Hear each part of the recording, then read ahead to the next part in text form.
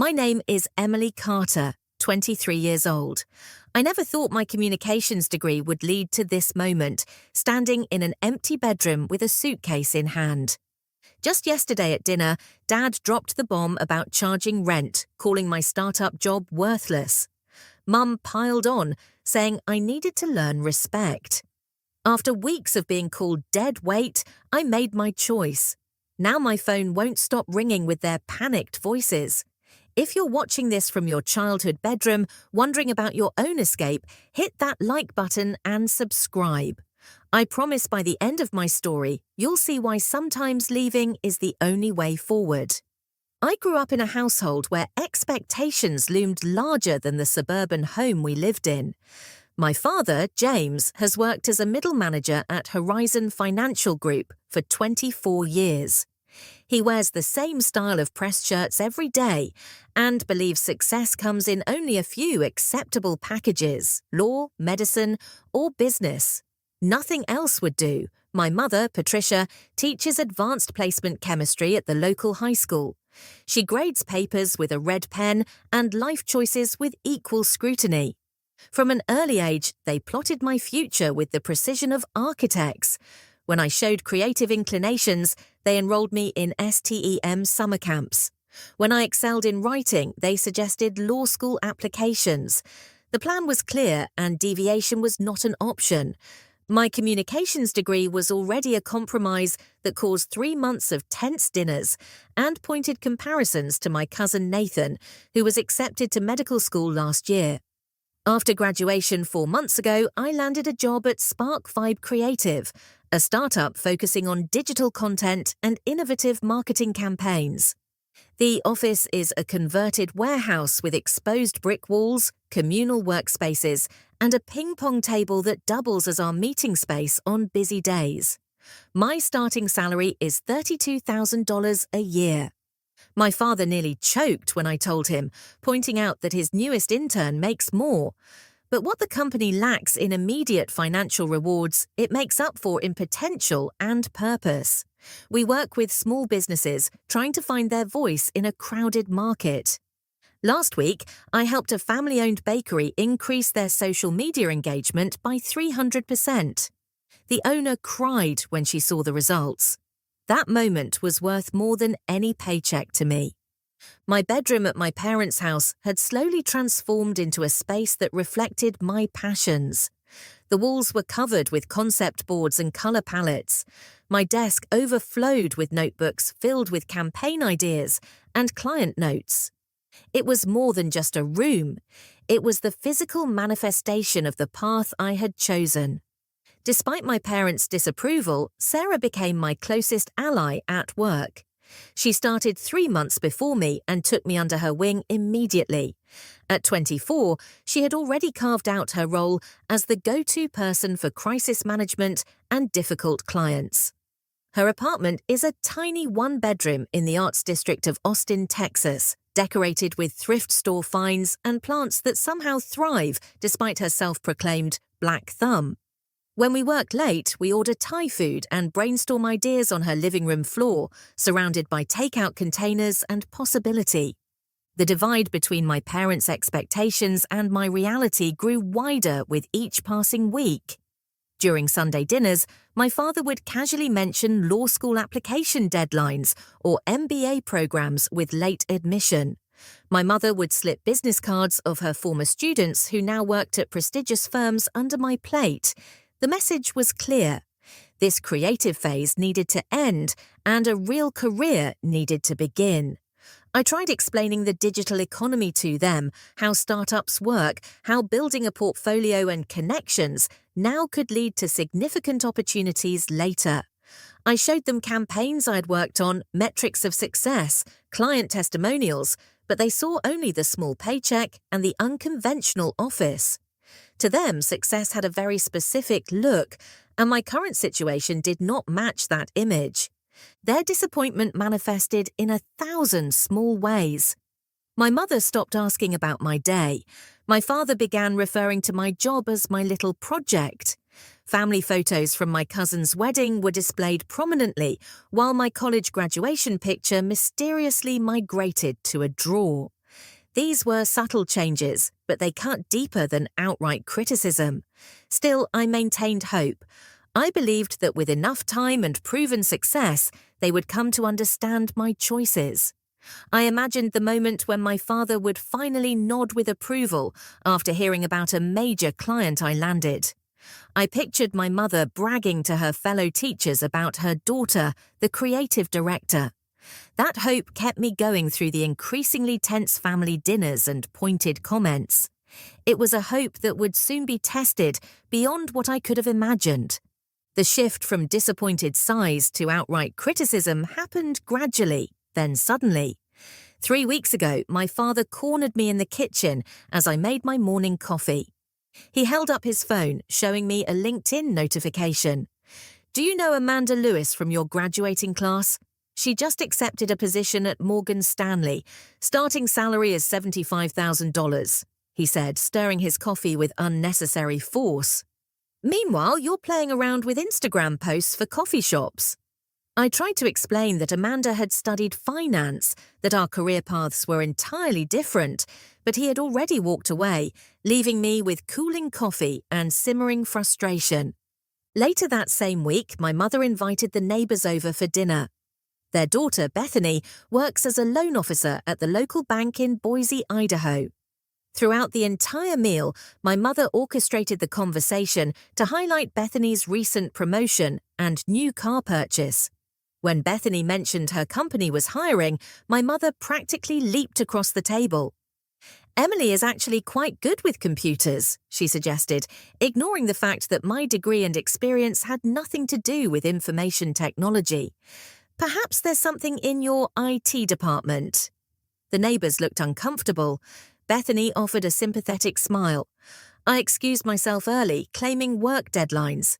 The comments became more frequent and less veiled. My father began referring to my job as playing pretend. My mother questioned when I would start looking for real work. They began leaving career change articles on my bed.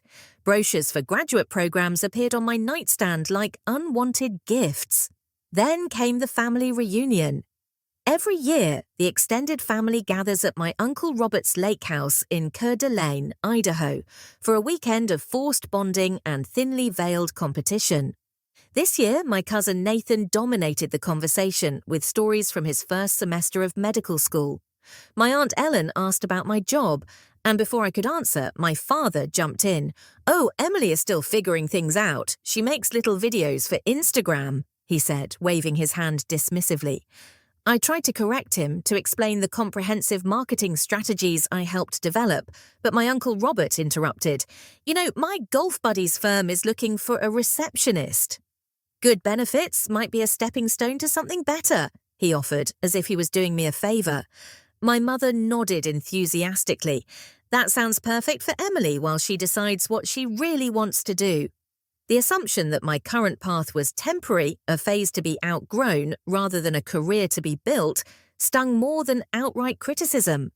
The rest of the weekend was a blur of similar comments and suggestions, each one chipping away at my resolve. The tension escalated further when I received my first performance review at work. Michael, my supervisor, praised my initiative and creativity. The review came with a small bonus of $500, which I was proud of given my short tenure.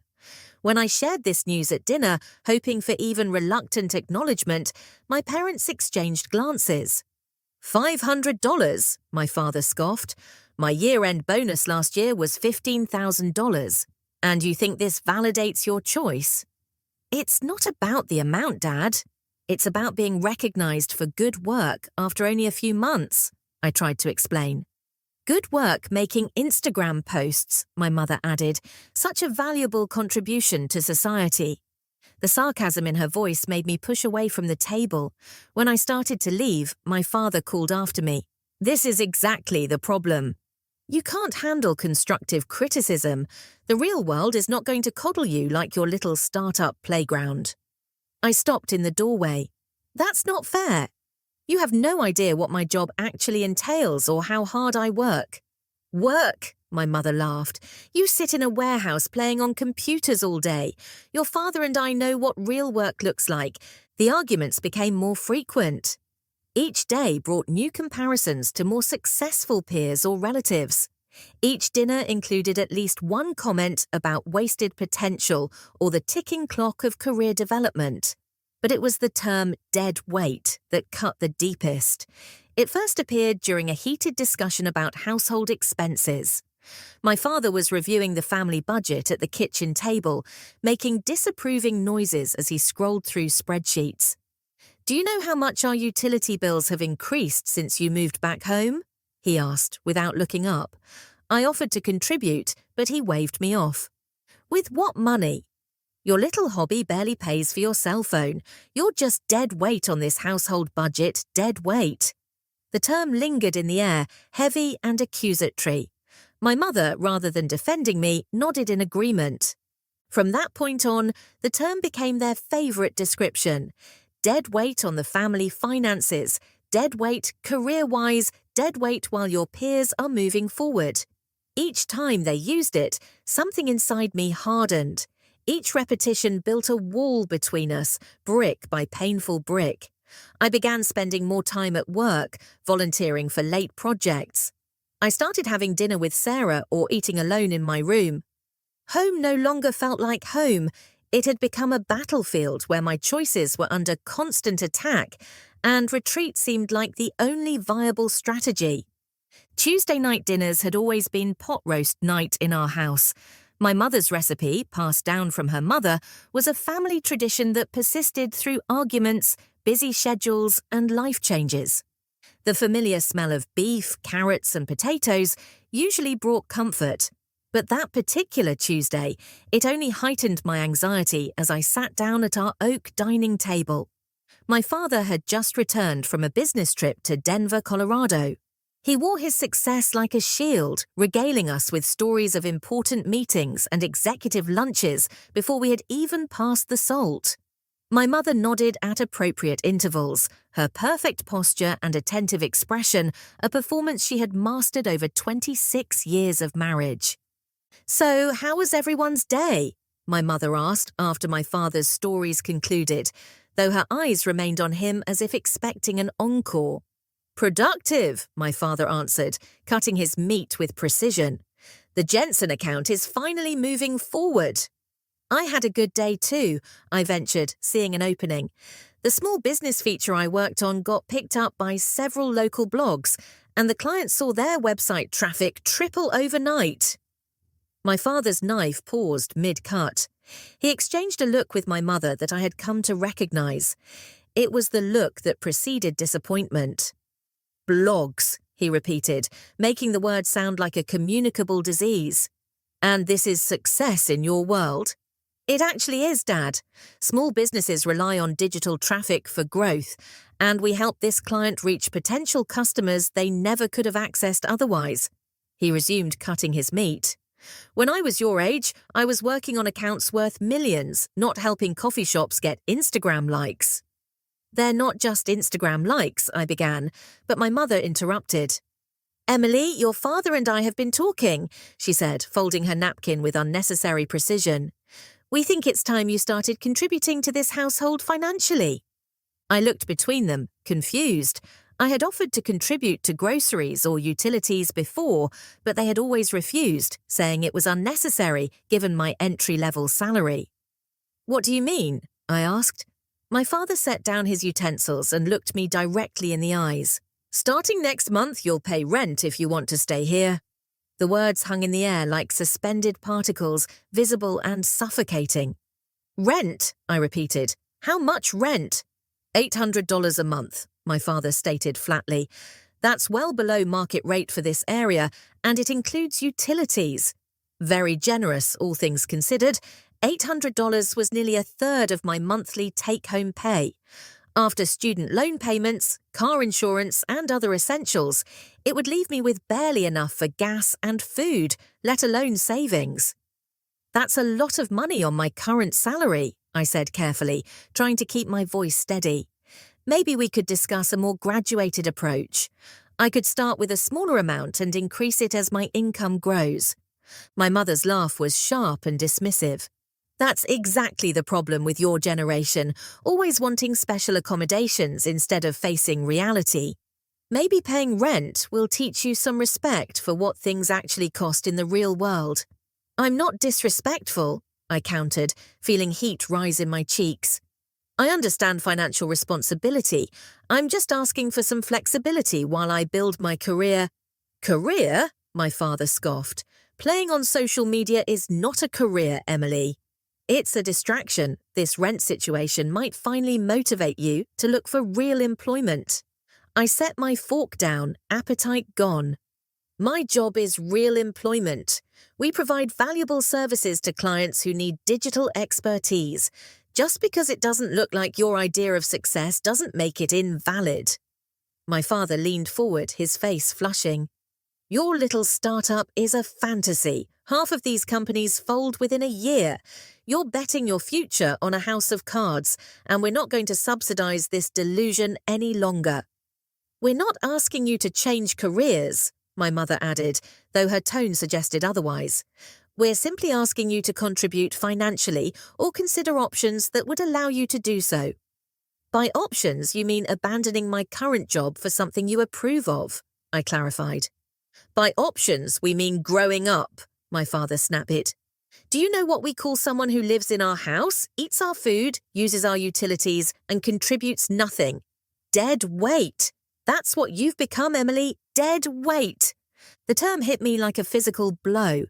It was not the first time they had used it, but in this context, as justification for essentially pushing me toward financial instability, it carried new cruelty. I'm not dead weight, I said, my voice barely above a whisper. I work hard. I'm building something. I just need some time. Time is money, my father replied, returning to his dinner as if the matter was settled. And starting next month, staying in this house will cost you $800. If that doesn't work for you, there are other arrangements you can make.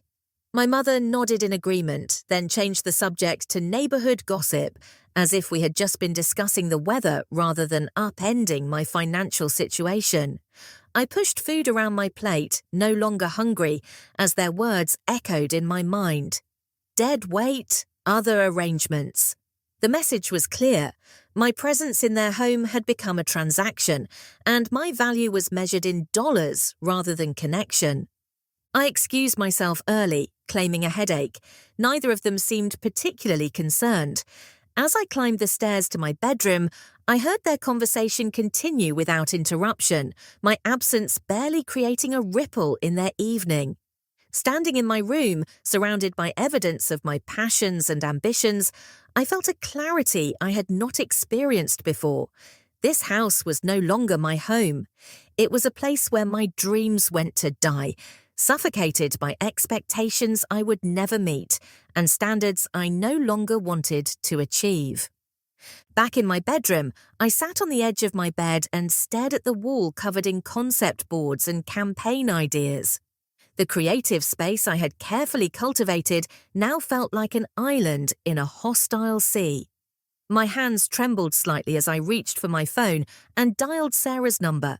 She answered on the second ring. "Hey, what's up?" she asked, her voice bright against the heaviness in my chest. "They want to charge me rent," I said without preamble. $800 a month starting next month. Sarah's sharp intake of breath told me she understood the implications immediately. "That's almost a third of your take-home pay." "I know," I gulped down, the emotion rising in my throat. "They called me dead weight, Sarah, to my face at dinner." The silence on the other end lasted just a moment too long. "I know we've joked about you moving out before, but my guest room futon is yours if you want it for real." The offer hung between us, suddenly transforming from a hypothetical escape plan to a tangible possibility. "Are you serious? Completely serious? It's not fancy, but it's yours for as long as you need. No rent for the first 2 months while you save up, just help with utilities and groceries." Something loosened in my chest. A plan began forming in my mind, possibilities unfurling like a map to a new destination. What had seemed impossible minutes ago now felt inevitable. "I think I might take you up on that," I said, my voice steadier than I expected.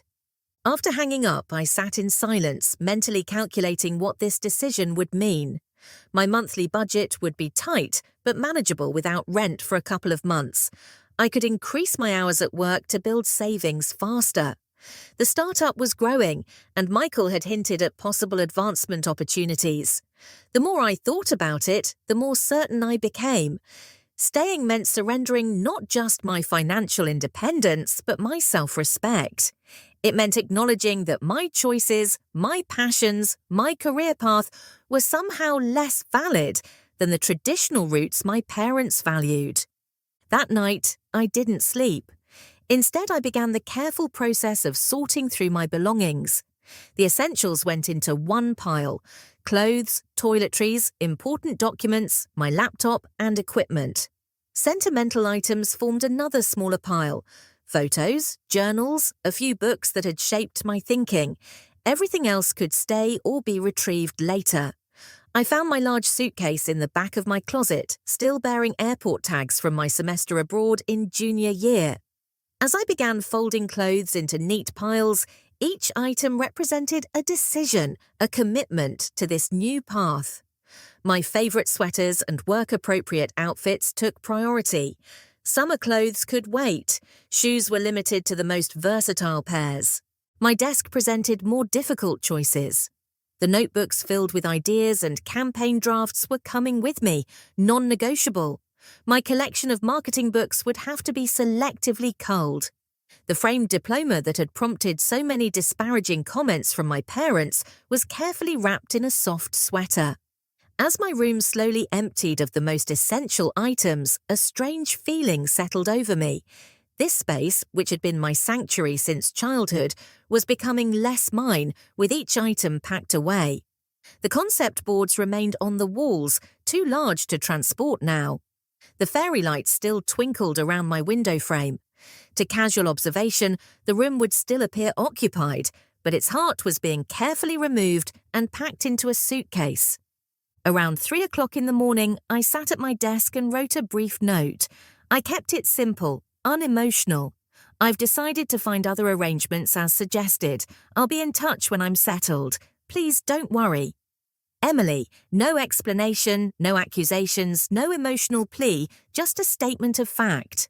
I placed it on my pillow where it would be found, though I suspected it might be hours before anyone noticed my absence.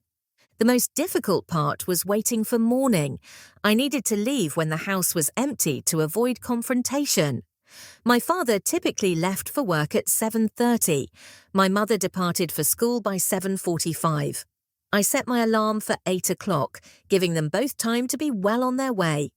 When morning arrived, I moved with quiet efficiency. The suitcase, already packed, needed only the last few items from the bathroom.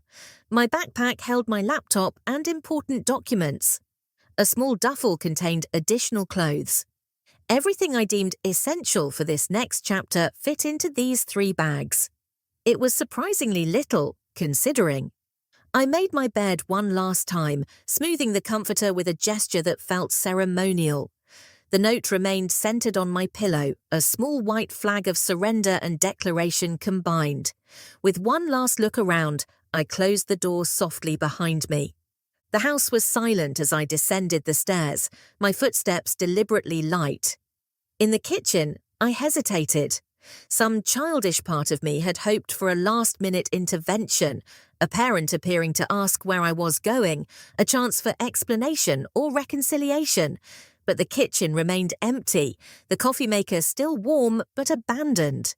I stepped outside into the morning sunshine, loaded my bags into my car, and backed out of the driveway of my childhood home at 145 Willow Lane, Boise, Idaho.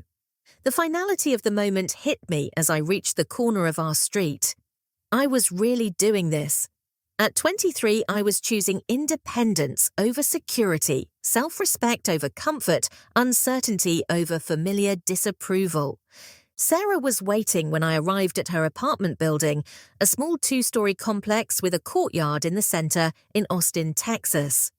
She helped me carry my bags up to her 2nd-floor unit, a cozy 1-bedroom with mismatched furniture and abundant plants.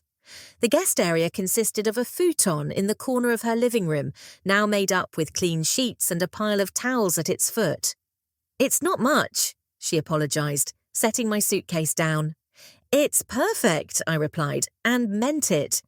The space was small but represented something immeasurable: freedom from constant judgment and the opportunity to define success on my own terms. Those first days in Sarah's apartment were an adjustment. The futon was less comfortable than my bed at home.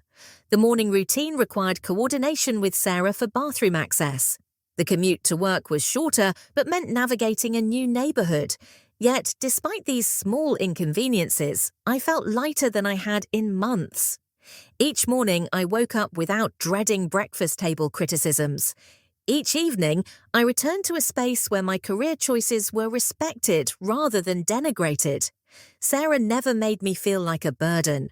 We developed a rhythm quickly, sharing cooking duties and cleaning responsibilities. She introduced me to neighbours in the building, most of them young professionals or graduate students with their own stories of reinvention and independence. For the first time since graduation, I felt part of a community that understood the path I was choosing. By the end of that first week, I had established a new normal.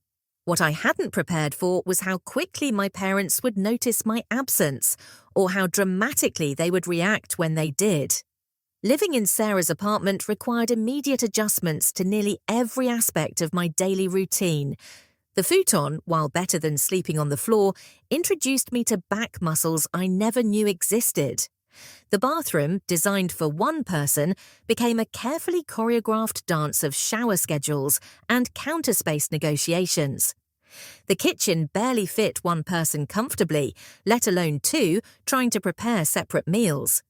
Yet these physical constraints brought unexpected freedom.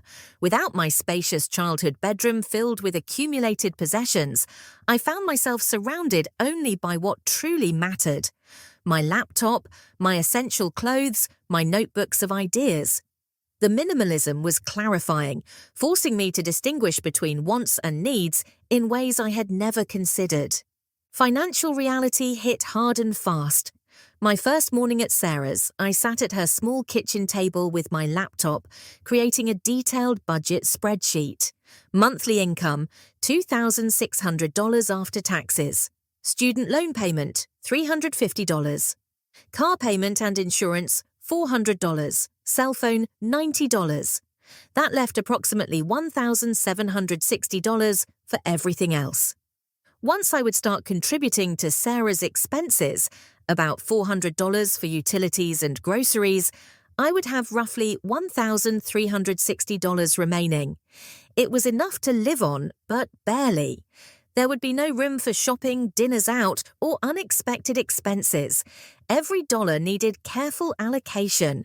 I immediately cancelled my subscription services, switched to a cheaper cell phone plan, and researched public transportation options to reduce gas expenses. I downloaded a meal planning app to maximise grocery efficiency and minimise food waste. These were small changes individually, but collectively they represented a new mindset of intentional financial management. At work, I approached Michael about increasing my hours. The conversation took place in the small conference room that doubled as a storage space for marketing materials. "I was hoping to pick up some additional hours," I explained. "I'm flexible about the projects or responsibilities." Michael leaned back in his chair, studying me. "Any particular reason for the sudden interest in overtime?" I hesitated, then decided on honesty. "I recently moved out of my parents' house. My budget is tight," while I adjust his expression shifted from curiosity to understanding.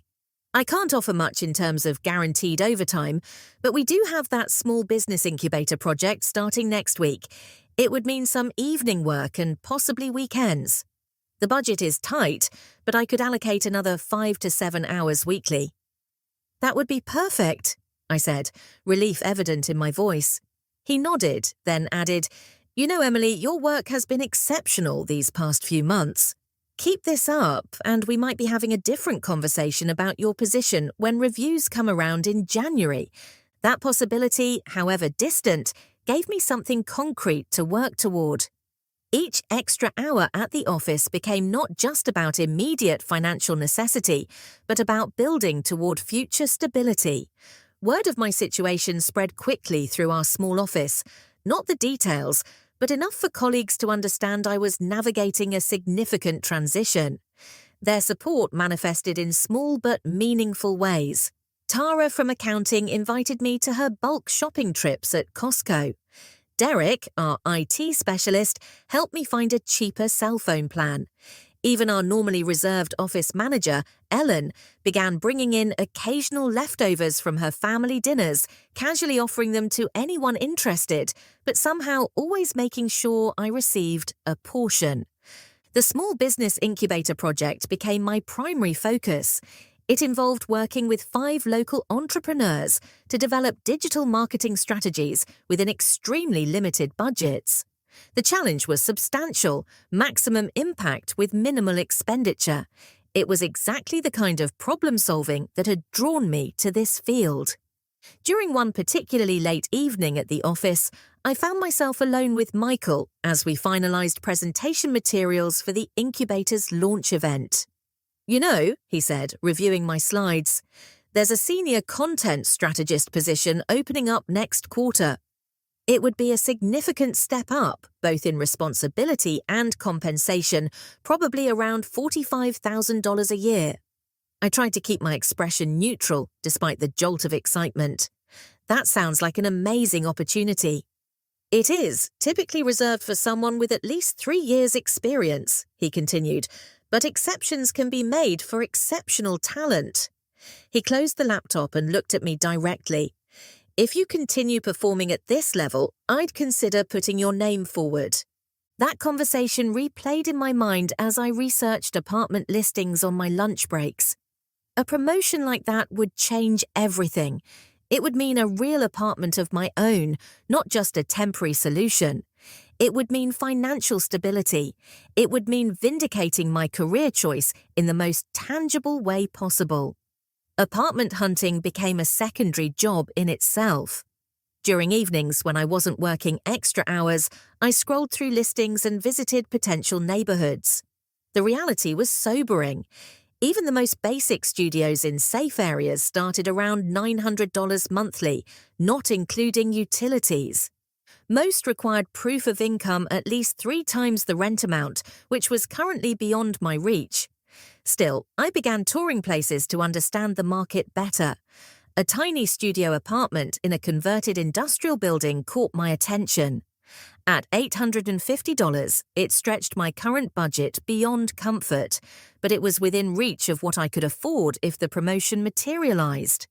The space was barely 500 square feet with concrete floors and exposed ductwork, but it had large windows and was walking distance to a grocery store and bus line. I could picture myself there, my futon against one wall, a small desk by the window, perhaps a bookshelf for the marketing books currently stored in boxes at Sarah's. It wasn't just an apartment, it was a tangible goal, something to work toward that represented complete independence. As my external circumstances evolved, I noticed internal changes as well. Decision-making, once a process fraught with second-guessing and concern about parental approval, became more straightforward. Without the constant background noise of criticism, I could hear my own instincts more clearly. When the incubator project required a choice between 2 competing strategies, I trusted my analysis rather than seeking validation. When personal decisions arose, from meal choices to weekend plans, I made them based on my preferences rather than anticipated reactions. This newfound decisiveness extended to boundaries in other relationships. When a client made unreasonable demands about timelines, I negotiated firmly rather than acquiescing to avoid conflict. When a colleague consistently interrupted me during meetings, I began calmly but directly reclaiming the conversation. These were small assertions, but they represented a significant shift in how I navigated professional and personal interactions. The hardest moments came unexpectedly. Walking past a restaurant where our family had celebrated birthdays, Hearing a song that had played during road trips to visit relatives, finding a birthday card from my parents in the pages of a book I had packed. These moments would hit like sudden gusts of wind, temporarily unbalancing me with waves of doubt and homesickness. During one such moment, sitting on Sarah's futon, after finding an old family photo in my wallet, I nearly called home. My finger hovered over my father's contact information, the muscle memory of seeking parental guidance in moments of uncertainty still strong. But I set the phone down, recognizing that reconnection needed to happen on different terms than before. If and when we spoke again, it would be as adults with mutual respect, not as a child seeking approval. Instead of calling home, I reached out to expand my new support network. I accepted an invitation to dinner with Emma, a graphic designer who lived in the apartment below Sarah's. At 28, she had navigated her own family expectations about her creative career and offered perspective I found invaluable. I joined a professional networking group for marketing professionals, meeting monthly at a local brewery in Austin to share industry insights and job opportunities. Slowly, I was building connections that validated rather than questioned my path. People who understood the value of creative work and the potential of digital marketing. People who measured success not by salary alone, but by impact, growth, and fulfillment. These relationships reinforced my confidence in the choices I had made, even as I acknowledged the difficulties those choices entailed. By the end of that first week of independence, I had established new routines, created a sustainable budget, increased my work responsibilities, researched future housing options, and begun building a supportive community. I had also experienced moments of doubt, financial anxiety, and homesickness, but each day brought increasing certainty that I had made the right decision, not just for my career, but for my sense of self. What I didn't anticipate was how quickly my absence would register at home, or how dramatically my parents would react when confronted with the physical reality of my departure. Exactly 1 week after I left home, my phone rang during a team meeting at work. Seeing my mother's name on the screen, I excused myself and stepped into the hallway, heart suddenly racing. In 7 days, neither of my parents had called or texted. I had assumed they were giving me space, or more likely, making a point about my decision. The timing of this call, precisely 1 week later, suggested they had only just discovered my absence. "Hello," I answered, keeping my voice neutral. "Emily, where are you?" My mother's voice was pitched higher than normal, edged with panic. "Your room is empty." "Are you okay?" The question caught me off guard. After weeks of criticism and that final confrontation about rent, concern for my well-being seemed incongruous. "I'm fine, Mum." "I'm at work." "But your room," she continued, words tumbling out rapidly. "Half your clothes are gone, your laptop is gone. What happened?"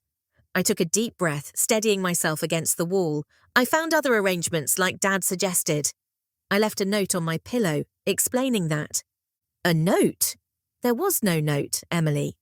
There was a pause, then muffled conversation as she presumably spoke to my father. I heard him in the background, his voice growing louder as he apparently moved closer to the phone. "Give me that," he said, and then his voice came through clearly. "Emily, what the hell is going on? Where are you living? Why would you just disappear without telling anyone?" The accusatory tone immediately set my defences on edge. "I did leave a note, Dad." It explained that I was finding other arrangements, as you suggested, during our dinner conversation about rent.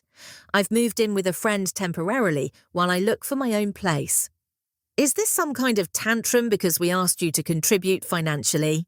His voice held that familiar note of dismissal that had characterized so many recent interactions. "This is exactly the kind of immature reaction I was talking about." "It's not a tantrum," I replied, working to keep my voice steady. "It's a logical response to the situation. You made it clear that staying would cost $800 a month, which is nearly a third of my income. I made a financial decision based on the parameters you set. We didn't think you'd actually leave." my mother interjected, having apparently reclaimed the phone. "We thought you'd reconsider your job situation." The admission stunned me into momentary silence. The rent demand had never been about financial contribution. It had been a manipulation tactic designed to force me to abandon my chosen career path. The clarity of this realization strengthened my resolve. "So the rent requirement wasn't about me contributing to household expenses," I said slowly. "It was about pressuring me to quit my job and find something you approve of." "Don't twist our words," my father replied, back on the phone. "We're concerned about your future.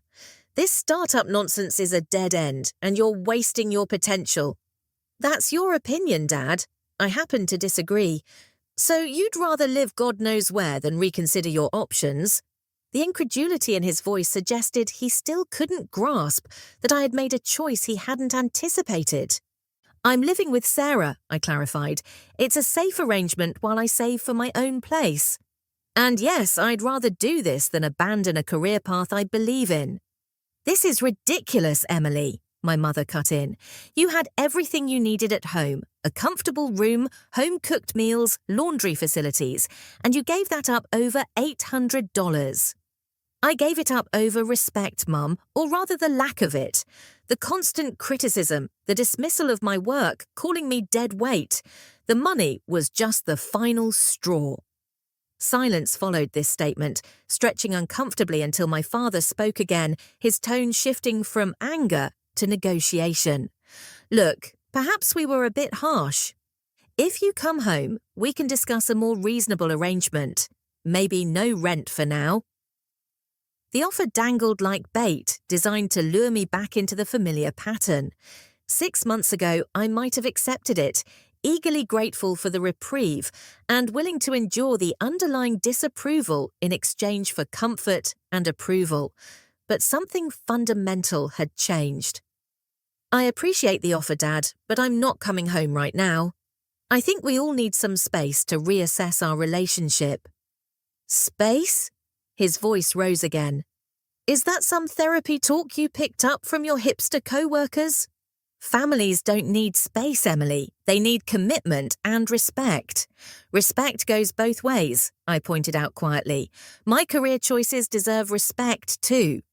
This set off another round of arguments, with both parents taking turns on the phone. My father accused me of being ungrateful for the education they had provided. My mother suggested I was being influenced by negative peers. Both implied that my decision to leave was a betrayal of family values rather than a natural step toward adult independence. Throughout the conversation, I maintained a calm I didn't entirely feel.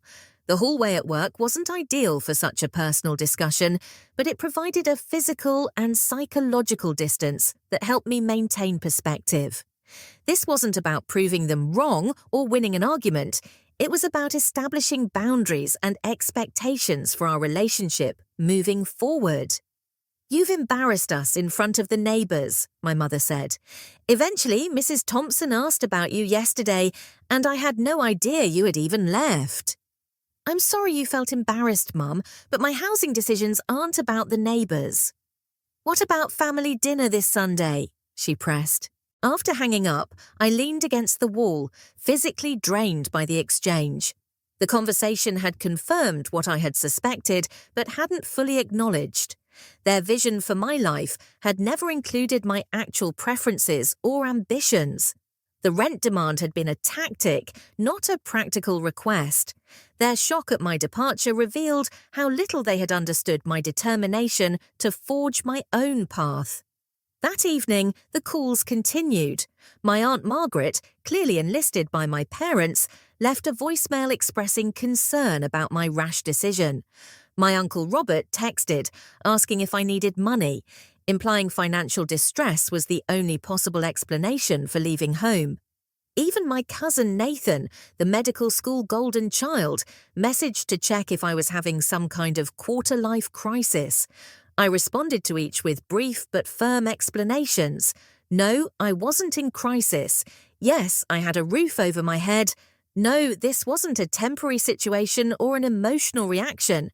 It was a deliberate choice about the direction of my life and career. The family intervention reached its peak when my grandmother called, her voice wavering with confusion and concern. "Emily, darling, your mother tells me you've run away from home." "At your age, what's happening?" "I haven't run away, Grandma," I explained gently. "I've moved out." It's what adults do eventually, but so suddenly, without discussion. It wasn't sudden from my perspective. It followed months of tension and a clear statement that staying would require a financial contribution I couldn't reasonably afford.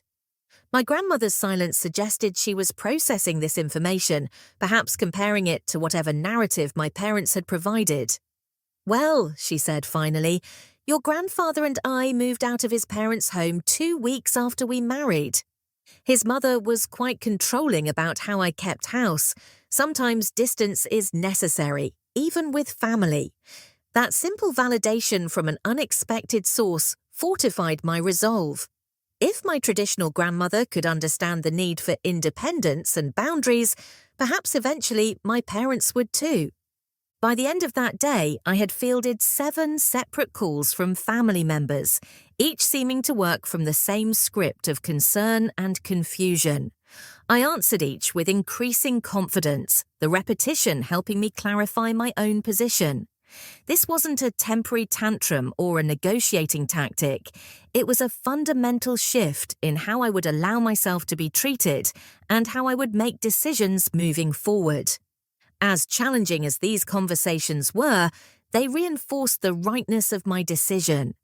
Each call revealed how completely my parents had expected compliance rather than independent thought. Each concerned relative inadvertently highlighted how unusual it was in my family for someone to prioritize personal fulfillment over conventional expectations. That night, lying on Sarah's futon, I felt exhausted but oddly peaceful. The confrontation I had been avoiding had happened, and I had survived it. My parents knew where I was and that I was safe. They understood, even if they didn't accept my decision to leave. The initial crisis had passed, and now began the longer, more complex process of redefining our relationship on new terms. Adult to adult, independent to independent, with mutual respect as a non-negotiable condition. 3 months after that night, I packed my bags and left my childhood home. I stood in the center of my new apartment at 320 Maple Street, Austin, Texas, surrounded by boxes yet to be unpacked. At 550 square feet, the studio wasn't large by any standard, but every inch of it represented a victory. The concrete floors had been softened with an area rug found at a thrift store. The white walls now held framed prints of my favorite marketing campaigns. The kitchen consisted of little more than a refrigerator, a 2-burner stove, and approximately 3 feet of counter space. But it was mine. All mine. The journey to this moment had been more challenging than I had anticipated that first night on Sarah's futon. Financial independence required sacrifices I hadn't fully appreciated while living at home. Grocery shopping became an exercise in mathematical precision, calculating cost per meal down to the penny. Transportation demanded careful planning to minimize gas usage. Social outings were evaluated not just by interest, but by budget impact. Yet alongside these challenges came unexpected growth. 2 weeks after moving in with Sarah, Michael had approached me about taking the lead on the Small Business Incubator project. The role came with additional responsibility, but also a 10% salary increase. I had thrown myself into the work, developing innovative strategies for businesses operating with minimal marketing budgets. The results had exceeded even the most optimistic projections. 3 of the 5 businesses reported revenue increases of over 30% within the first month of implementation. My success with the incubator project had not gone unnoticed. When the senior content strategist position opened up, Michael had advocated strongly for my candidacy despite my limited experience. The interview process had been grueling. 3 rounds with increasingly senior management, a practical assessment requiring a comprehensive marketing strategy development, and a final presentation to the executive team. The day I received the offer letter, I had sat in my car in the parking lot, staring at the salary figure, $48,000 annually, with health benefits and a retirement plan contribution.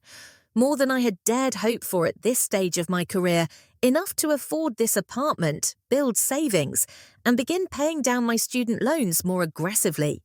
Tangible validation of the path I had chosen. My relationship with my parents had evolved through careful, intentional steps. 2 weeks after their panicked phone call, I had suggested meeting for coffee at a neutral location. The cafe I selected was equidistant between their home and Sarah's apartment, a small symbolic gesture toward equal footing in our relationship. That first meeting had been awkward, characterized by surface-level conversation and carefully avoided topics. My mother had commented repeatedly on my appearance, suggesting I looked tired or thin. My father had asked pointed questions about my living situation, clearly searching for evidence of hardship he could use to justify his position. I had maintained firm boundaries, redirecting personal questions and keeping the interaction brief. Subsequent meetings gradually improved. My parents, realizing I would not be manipulated back home, began adjusting to our new relationship dynamic. My promotion had been a turning point. When I shared the news over another cafe meeting, something shifted in my father's expression. Not full approval, but perhaps the beginning of reluctant respect. "Have they given you an employment contract?" he had asked, his first question related to job security rather than career legitimacy. "Yes, a 1-year renewable contract with performance reviews quarterly," I had replied, recognizing the significance of his question. This was his language, his way of acknowledging my work as a real career. My mother's adaptation had come in different forms. After initial resistance, she had asked to see my new apartment. Her visit had been brief, her assessment clinical, but she had brought a houseplant as a housewarming gift. "A peace lily," she had explained, "because they thrive even with minimal attention." I had recognized it as both a practical consideration for my busy schedule and a tentative olive branch. Healing continued in small increments, a text message asking about a work project, an invitation to Sunday dinner with the explicit promise of no career discussions. My attendance at family gatherings, now as a visitor rather than a resident, changed the dynamic in subtle but important ways. I arrived and departed on my own schedule. I participated in conversations as an adult among adults rather than a dependent child. Standing in my new apartment, I recognized how much I had grown in these 3 months. The Emily who had packed her bags in the middle of the night had been acting largely from hurt and defiance. The Emily unpacking those same bags into her own apartment was operating from confidence and self-determination. The difference was profound. The journey had taught me lessons I hadn't anticipated. Financial independence wasn't just about paying my own bills. It was about the dignity of making choices based on my values rather than external pressures. Professional growth wasn't measured solely in salary increases, but in the satisfaction of seeing my ideas implemented and making tangible differences for clients. Personal boundaries weren't selfish defenses, but necessary foundations for healthy relationships. Most surprisingly, I had discovered that my relationship with my parents could actually improve with distance. Without the daily friction of living under their roof and expectations, we could begin rebuilding our connection based on mutual respect rather than authority and compliance. We were still navigating this new territory with occasional missteps and old patterns re-emerging, but the trajectory was hopeful. My phone chimed with a text message, my mother asking if I was free for lunch on Saturday, another small step in our evolving relationship. I replied affirmatively, then set the phone aside and continued unpacking a box labelled kitchen, each plate and glass, a small piece of my independent life taking shape. The most profound lesson of these months had been about defining success on my own terms. My parents had a specific vision of achievement, a traditional career path, financial security above all else, recognition in conventional forms. My vision looked different: work with meaning and impact, financial sufficiency rather than wealth, recognition from those who understood my industry and values. Neither vision was inherently wrong, but only one of them would lead to my personal fulfillment. By choosing my path despite resistance, I had learned to trust my own judgment above external validation. The approval I had sought so desperately from my parents had been replaced by something more valuable: self-approval and confidence in my choices. Sometimes walking away is the only way to find your strength. Sometimes creating distance is necessary to build healthier connections. Sometimes disappointing others is required to avoid disappointing yourself. These truths had emerged from what had initially felt like crisis and rupture. The difficult decision to leave had ultimately created space for growth that wouldn't have been possible otherwise. As I placed the peace lily from my mother on the windowsill of my new apartment, I realized that true independence wasn't about separation, but about connection on more equal, healthy terms. It wasn't about never looking back, but about moving forward with clearer vision. It wasn't about rejecting family values, but about integrating them with personal values to create something authentic and sustainable. Have you ever had to walk away from something comfortable to grow, or stood up for your path when everyone around you questioned it? Share your experience in the comments below. Your story might be exactly what someone else needs to hear right now. Don't forget to like this video if it resonated with you. Subscribe for more real-life stories and share with anyone who might be facing similar crossroads in their family relationships or career. Thank you for witnessing my journey. And remember, sometimes the hardest choices lead to the most beautiful destinations.